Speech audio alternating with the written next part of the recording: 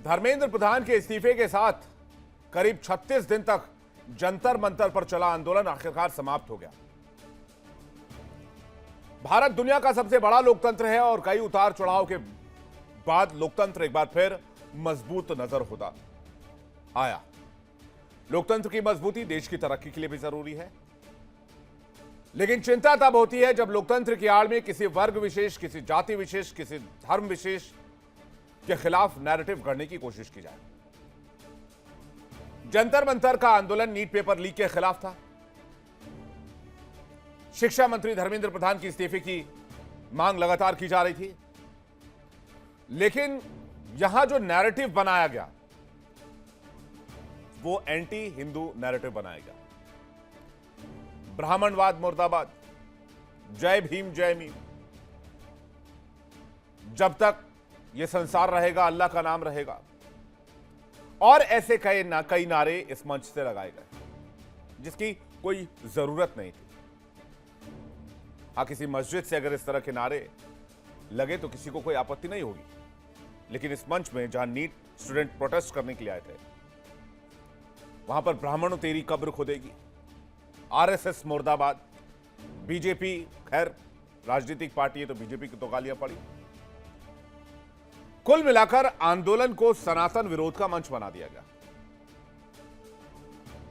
लेकिन जब धर्मेंद्र प्रधान का इस्तीफा हुआ तो सीजेपी को लगा कि वो इस आंदोलन को जीत चुकी, या फिर इस आंदोलन में उन्होंने सरकार को झुका लिया। वो कहते हैं ना, क्या कहा था उन्होंने, कोई डायलॉग मारा था, झुकती है दुनिया झुकाने वाला चाहिए।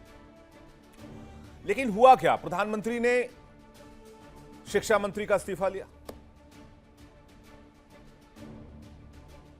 सीजेपी को लगा कि वो यहां पर एज हासिल कर चुके हैं, उनकी जगह पर कौन आया? प्रधानमंत्री ने ओबीसी के कैटेगरी से आने वाले धर्मेंद्र प्रधान को हटाया और खांटी संघी ब्राह्मण व्यक्ति प्रहलाद जोशी शिक्षा मंत्री बन गए। तो जो पीडीए, जो विपक्ष, जो राहुल गांधी दिन रात संविधान की कॉपी लेकर घूमते हैं, जिन्होंने, जिस पूरे विपक्ष ने दलितों और ओबीसी के हिमायत होने की कस्में खाई हैं,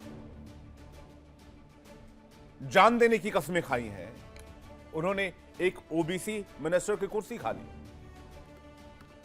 और विपक्ष ने खुद को इस आंदोलन में इतना गुमराह किया कि एक दलित मंत्री गया तो एक ब्राह्मण मंत्री उसी पोस्ट पर, केंद्रीय शिक्षा मंत्री की पोस्ट पर आकर बैठ गया। तो विपक्ष के दिशाहीन आंदोलन ने एक ओबीसी मंत्री की बलि ली, सरकार को मंजूर किया कि ओबीसी मंत्री को हटाया जाए। और सबसे बड़ी बात कि जिस ब्राह्मणवाद के खिलाफ इस पूरे 36 दिन तक लगातार नारे लगते रहे, आप अभी भी जाकर मौके पर देख लीजिए, आपको ब्राह्मणों के खिलाफ बहुत सारी आपत्तिजनक कंटेंट मिल जाएगा। उसी ब्राह्मण कैटेगरी से आपका अगला यूनियन मिनिस्टर आ गया, एजुकेशन। तो अब बताइए कि आंदोलन का निचोड़ क्या निकला। बातचीत करने के लिए मेहमानों का एक पैनल हमारे साथ जुड़ रहा है। नाविद शिको, वरिष्ठ पत्रकार, संजय मिश्रा, राजनीतिक विश्लेषक, सौरभ दुबे, राजनीतिक विश्लेषक। संजय मिश्रा जी, अगर इस थ्योरी को समझा पाए कि एक दलित की कुर्सी चली गई, एक ब्राह्मण कुर्सी पर आ गए, दोनों कैबिनेट मिनिस्टर, तो क्या इसका क्या मतलब माना जाए? संजय मिश्रा जी। विवेक जी, मतलब यहाँ पे हम जाति में जाना ही नहीं चाहते। हम सिर्फ उसी मुद्दे पे रहें जिस मुद्दे पे हम चर्चा कर रहे हैं, और जिनका ये मुद्दा है, ये छात्रों का मुद्दा है। और छात्र किसी भी लोकतंत्र में चेतना के मतलब चेतना होते हैं किसी भी लोकतंत्र का। यदि उनका इशू था, यदि उनकी कुछ समस्याएं हैं और वो सरकार से बात करना चाहते हैं, तो सरकार को संवाद करना चाहिए था। आपने संवाद नहीं किया, आप कभी हां कभी ना, कभी हां और कभी ना में लगे रहे। सच ये है सर, भारतीय जनता पार्टी ने देश को बांट कर रखना चाहती है। जातीय समीकरण, नहीं, आप क्षेत्रीय एक दिन बता समीकरण, दीजिए ना जहां हिंदुओं को धार्मिक संजय मिश्रा जी, समीकरण। आप कह रहे कि आप उस नैरेटिव में नहीं जाना चाहते, पूरा आंदोलन तो उसी नैरेटिव पर था, पूरा आंदोलन उसी मैंने नैरेटिव पर था, क्या बात कर रहे हैं आप? जो आंदोलन जिस भी नहीं, पहले आंदोलन हुआ, आंदोलन में जो भी नैरेटिव जिसे खोजना है विवेक जी खोजे, नहीं नहीं, खोजने लेकिन की तो किस बात ही नहीं है ना नैरेटिव सर। का, संजय मिश्रा जी, किस खोजने जब बात शीशे की तरह साफ है, पानी की तरह साफ है, तो इसमें खोजने वाली क्या बात है? कोई पहाड़ में राई थोड़ी ढूंढ रहे हैं हम। वह कौन सा, विवेक जी, वो कौन सा ऐसा कारण था? और आप बताइए कि छात्रों को- एक दलित व्यक्ति की कुर्सी चली गई क्योंकि दलितों के शिक्षा मंत्री है, तो पसंद नहीं है विपक्ष को, और अब एक कट्टर आरएसएस बैकग्राउंड से आने वाले प्रहलाद जोशी जी शिक्षा मंत्री है, ब्राह्मण कैटेगरी से आते हैं, इसमें विपक्ष तो कहां कहां आ से गया? ब्राह्मणों की कब्र खुदे? अरे विपक्ष में बताता हूं, राहुल गांधी हाथ में संविधान लेकर घूमते हैं, क्या कहते हैं वो? कहते हैं एक दलित आप कर्मचारी बता दीजिए कॉर्पोरेट ऑफिस में जो हायर अथॉरिटी में बैठा हो, कहते हैं ना कि नहीं कहते हैं? त्याग पत्र विवेक जी एक शिक्षा मंत्री का हुआ है, एक शिक्षा मंत्री का हुआ है, किसी दलित का नहीं हुआ है। और एक शिक्षा मंत्री कोई भी बना हो, एक शिक्षा मंत्री बना, उसके ऊपर छात्रों की जिम्मेदारी है, शिक्षा की जिम्मेदारी है। और शिक्षा जैसे विषय पे हम ये सब चीजों को ला करके बात नहीं कर सकते। मेरा मतलब उस नैरेटिव से है जिस नैरेटिव का नतीजा रहा छात्रों को सड़क पर उतरना पड़ा। सरकार क्यों शिक्षा नेग्लिजेंसी जैसे विषय पर राहुल गांधी मंच से पॉलिटिक्स करे, ठीक है, डिंपल यादव जी पॉलिटिक्स करे, ठीक है, प्रधानमंत्री आवास विपक्ष घेर दे, वो ठीक है, लेकिन यह मुद्दा डिस्कस नहीं होना चाहिए कि भाई आप एक दलित के बारे में ऐसे क्यों बात कर रहे हैं? विवेक जी, मेरी एक अनुरोध है, मेरे को जो समय आप देंगे ना, मैं अपनी बात रख लेता हूं, फिर सवाल कर लीजिएगा, फिर जवाब दे ठीक दूंगा। है, आप लेकिन पूरा मैं कर ये लीजिए चाहता जल्दी से हूं, जी, ठीक है, ओके। मैं ये चाहता हूं विवेक जी कि वह व्यक्ति जो 1997 में जिसकी जीवन की शुरुआत होती है इसी चीज से, पेपर लीक मामले में धर्मेंद्र प्रधान जी उड़ीसा में, जब उस वक्त कांग्रेस की सरकार होती है, ये लाठी खाते हैं। और जब आप शिक्षा मंत्री बनते हैं तो ठीक उसी उम्र में, जिस उम्र में आप लाठी खाए हुए होते हैं, उसी उम्र में आज छात्रों को लाठी क्यों पड़ा? आप दिल्ली में बैठे थे। नहीं, अब तो विपक्ष को कोई दिक्कत आपको- नहीं है ना, एक ब्राह्मण आरएसएस वादी शिक्षा मंत्री से कोई प्रॉब्लम नहीं होगी, राइट? नहीं, हमें आरएसएस से तो समस्या है, हमें आरएसएस से समस्या है। आरएसएस अपने नीतियों को थोपने का प्रयास करेगा, हम उसका फिर विरोध करेंगे। हमें मतलब है देश के मुद्दे से, देश के मुद्दे पे सरकार ईमानदारी से ये तो काम मिश्रा करे। जी फिर वही बात हो गई, आसमान से गिरे खजूर में लटके। सौरभ दुबे जी, तो आप- क्या कहेंगे आप?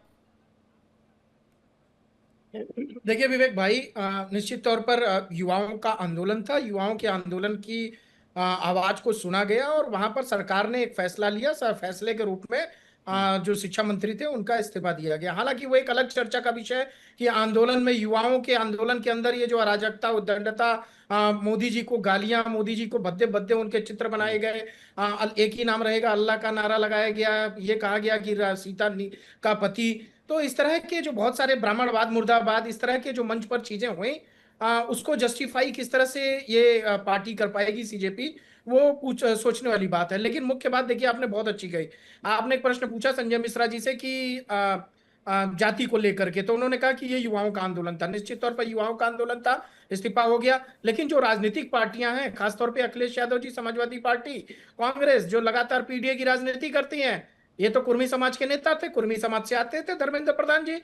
वही कुर्मी समाज जिसको कहा जाता है कि उत्तर प्रदेश के अंदर लोकसभा में उनका वोट, बड़ा वोट जो है परसेंटेज, वो समाजवादी पार्टी को गया, जिससे उसकी 37 सीटें जीत करके आई। अच्छा, 6 कुर्मी सीटें जो है समाज का वोट कांग्रेस उत्तर जीत प्रदेश करके में समाजवादी पार्टी को जाता है या विपक्ष की तरफ जाता है, ये कह रहे हैं आप? नहीं, कुर्मी समाज का वोट, एक बड़ा वोट परसेंटेज समाजवादी पार्टी को गया था, जो कि जिसके आधार पर वो 37 सीटें पाई थी और कांग्रेस को भी 6 सीटों पे बढ़त मिली थी। तो आज उसी कुर्मी समाज के, आज उसी पीडीए समाज के व्यक्ति के खिलाफ क्या आंदोलन किया समाजवादी पार्टी ने? ये समाजवादी पार्टी को से पूछना चाहिए निश्चित तौर पर कि जो पार्टी लगातार पीडीए पीडीए चिल्लाती है, ब्राह्मणों का विरोध करती है, वो आज पीडीए समाज के ही एक मंत्री को हटाने के लिए किस तरह से उन्होंने आंदोलन, अराजक आंदोलन में साथ दिया। और बार बार कह रहे हैं युवाओं की बात। देखिए, मैं एक बात निश्चित तौर पर कहता हूं कि भारतीय जनता पार्टी का जो ये सरकार का फैसला रहा धर्मेंद्र प्रधान जी को हटाने का, ये बहुत ही मुझे लगता है कि एक होती है ना ब्लैकमेलिंग वाली राजनीति युवाओं की, वो जिस आधार पर युवाओं का नाम लेकर के इस देश के अंदर एक ऐसा माहौल खड़ा किया गया जिसके अंदर लाठियां पुलिस वालों पे भी पड़ रही हैं और लाठियां बच्चों पे भी पड़ रही हैं।